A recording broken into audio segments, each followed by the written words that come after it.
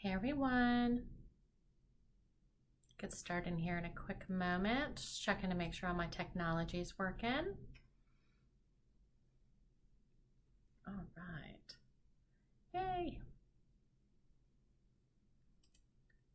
Couldn't remember a password. That's why I am Get started. a couple of minutes late here. Oh, I guess just 1 minute late. Not too bad. Love it when you can't remember a password, right? I even went to my Google Passwords. It wasn't saved correctly. Alrighty. Welcome, everyone. I'm Jenny Punzurk. My background is in the world of school psychology and have been part of this field for over 20 years now. And in addition to helping to support school districts nowadays through lots of trainings and professional development and coaching and consultation, I also help support psychologists through a couple of online platforms that I started as well. And today, I thought it would be helpful to talk a little bit about when we're considering emotional disturbance as an area of eligibility for our students. And the reason why I thought this might be helpful is, I don't know about all of you, I'm finding I am like almost always considering this nowadays for my students. Like when I think about 20 years ago when I was in this field, sometimes, we would just look at learning disability. That would be the only area of eligibility we were considering. And nowadays, we just have so many students who unfortunately are dealing with so much. And we're seeing so much more anxiety and so much more depression for our students. We're trying to tease in, is this mainly emotional concern, or is the emotional concern a manifestation of academic concerns that aren't being looked at? It's a lot of different things kind of swirling through when we're looking and evaluating our students nowadays. So I thought it would be helpful to just kind of talk about some things just kind of keep in the back of our head. And as we go through these, if you're feeling like super validated, I don't know about you, but I love going to different things and hearing people talk. And I'm like, yep, doing that. All right, good. I'm feeling good. All right. And you just feel like you're ready to go, right? You're just feeling like that good sense of validation. And if a couple of these are just some nuggets for you to remember, that's wonderful too. So let's kind of get going with this first tip here. And our first tip has to do with internalizing disorders. I know we have a lot of students with a lot of externalizing behaviors, but we definitely, like we mentioned, have a lot more referrals because of depression, because of anxiety. And one of the things that I've heard sometimes from teachers is, or even principals sometimes too, is that the student doesn't seem depressed or anxious. I guess an interesting comment because they're called internalizing disorders for a reason. And I remember having this conversation probably about a week or so ago with a psychologist, and we were talking about how a lot of our anxiety rating scales, for example, like the MASC, is a student rating scale and a parent rating scale, and it doesn't have a teacher component. And so a lot of times when we're trying to gather information from like a rating scale from a teacher about anxiety, we usually kind of get those more from our broad-based measures, whether you're a bigger fan of the BASC or the CBRS or something like that. But it really made me think about, I think sometimes it can be hard for a teacher or a person just in general to see depression and anxiety because unfortunately for a lot of our students, it's really, a lot of it is inside their head. A lot of times when I talk about this with anxiety, I think it's always an interesting topic to talk about with school psychologists. I've never done a study on it, but it would be interesting how many school psychologists would raise their hand and be like, I have a lot of anxiety. I don't know if it's always observable, right? I don't know if every teacher could see anxiety, right? We have a lot of students that are sitting there thinking a lot of thoughts inside their head. They might look a little off task, maybe, but I don't know if we can always see those types of things, right? A lot of times when I have concerns or someone else has expressed concern about depression or anxiety, specifically these internalizing disorders, I think it's really important for us to have some good conversations with the student themselves, if they're able to talk about it, and the parent as well. A lot of times parents do get to see some of these things a lot more, because a lot of times students keep it all kind of together and then they fall apart in the house. So I just think it's something important to kind of take a look at.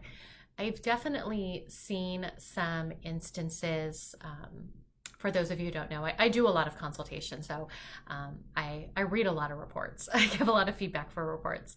And sometimes I was reviewing one recently, and it said something like, the parent thinks the child's depressed, the student said they're depressed, but the teacher rating scale didn't indicate any depression, and therefore, and it was like they were dismissing the other two.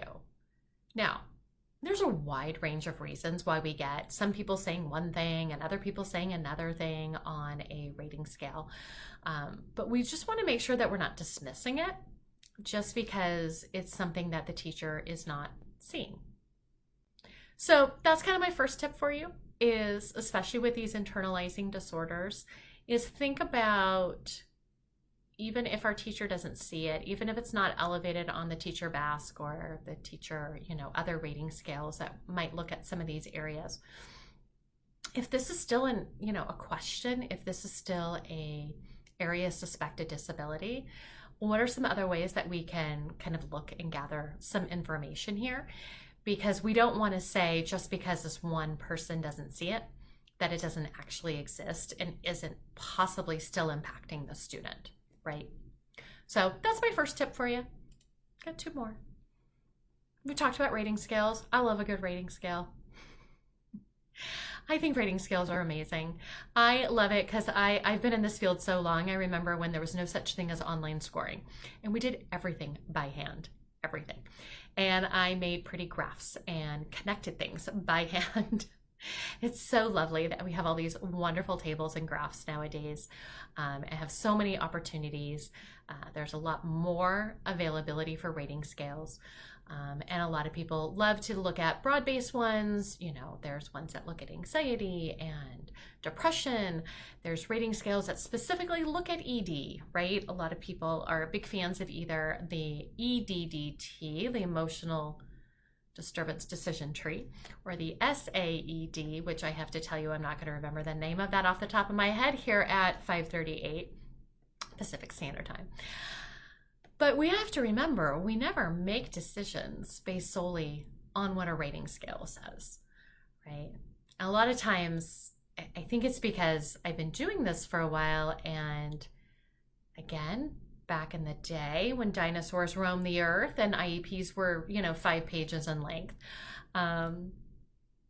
we didn't have a lot of those tools. And so a lot of times people ask me, do I have to use that? I'm always like, well, there's nothing in the law that says you have to use that. Of course, there's nothing in the law that says you have to use anything, right? We need to gather enough information to help us feel comfortable and confident responding to, the 5 different ED criteria and the 3 limiting criteria, right, over the long period of time to a marked degree, and impacting them educationally. And if one of those rating scales helps gather a piece of that puzzle, that's wonderful, but that's not the only piece of the puzzle, right? We would never say in our eligibility that according to the EDDT or the SAED or this test or that scale, the child is or is not eligible.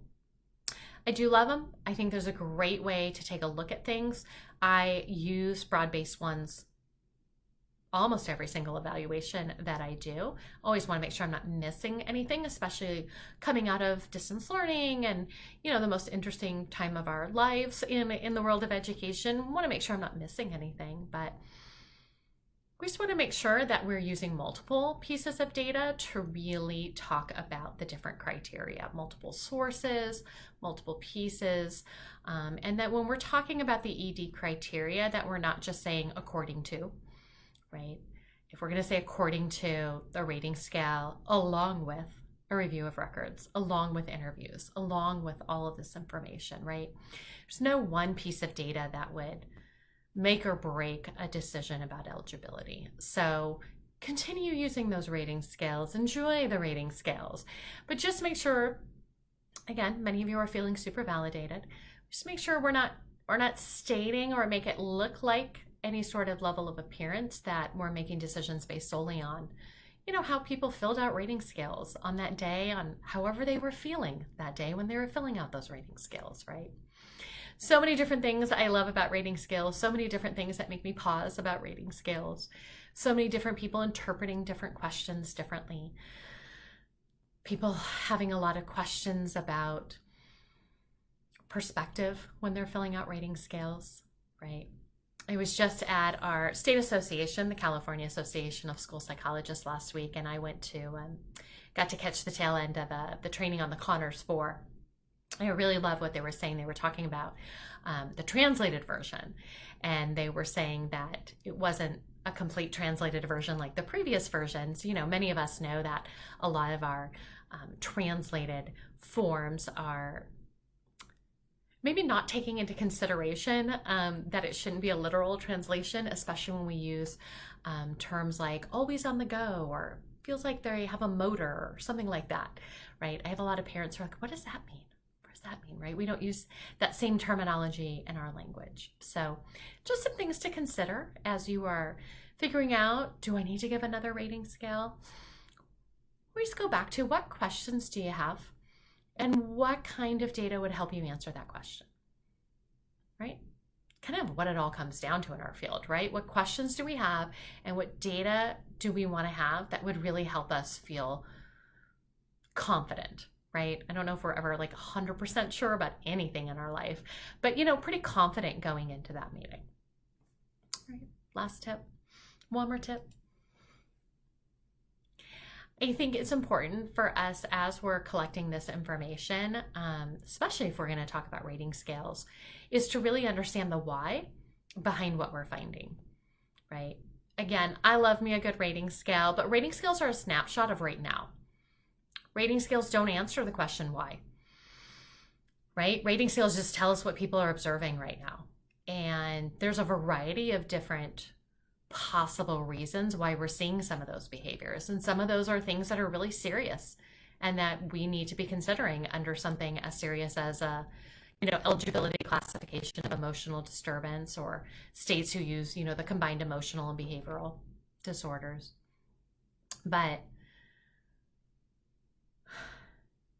sometimes the reason why is not a reason to find a student eligible, right? We may see a lot of different behaviors, a lot of social emotional concerns, a lot of things elevated on rating scales because a student is just doesn't care about school. Not in a depressed kind of way, just a I don't care about school kind of way. We want to help that student, we want to intervene, but I don't know if I want to call that student and say they have an emotional disability, right? So a lot of times we get a lot of elevated scales on our rating scales. And I think one of the questions always in the back of my head is, what's the reason for this, right? I like to use the example like an attention, elevation in attention. There's so many different possible reasons why a student might have, I might have some elevated rating scales in the area of attention, and it could be attention problems or anxiety problems or depression problems or motivation concerns or trauma or environmental things or school's too hard, right? And so we just have to be careful because we've got these amazing tools, but they don't answer all of our questions.